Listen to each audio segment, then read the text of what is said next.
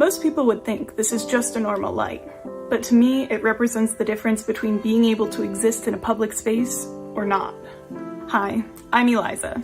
I have a disability called convergence insufficiency that makes it more difficult for my eyes to focus on things that are close to me and makes my eyes more light sensitive.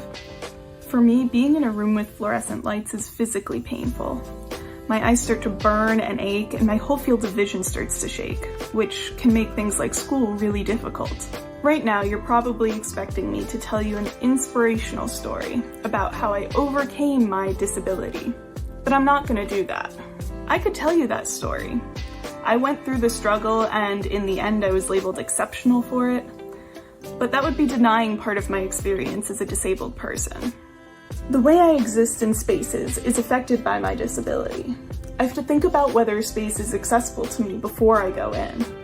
Because my eyes get tired quickly, I have to worry about how much energy I'm expending doing everyday activities, like reading a book, or driving a car, or sitting on a Zoom call. Some days, I have to choose just one. I've had to leave my class early or not attend events because I couldn't focus, visually or mentally. The experiences I have are shared by many other disabled people around the world.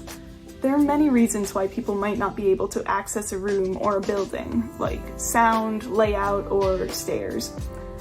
If that's not enough, we often face condescending teachers or judgmental peers and institutions that are not set up to listen to our needs. All my life, intelligence has been kept behind a door of good grades, arbitrary achievements, and speed reading. By high school, I had managed to meet some of those standards, and the door of intelligence was open to me. But I don't want to be labeled a smart disabled kid. Why do we feel the need to categorize kids into smart or not smart in the first place?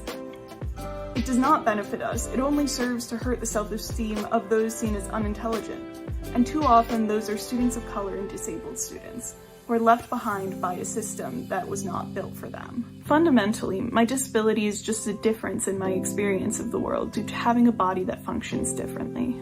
We need a world where disability is not seen as inferior, and our systems, policies, and buildings are built with different experiences in mind.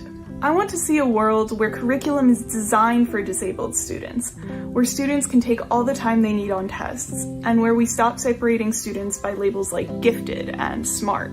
Everyone's experience living in their body is different, no better or worse. I am not an inspirational story. I'm a disabled person who wants equitable access for all, so our spaces and institutions are truly equal. Join the movement. Let's build an inclusive, intersectional, and just LD movement together and fight for the rights of all disabled people.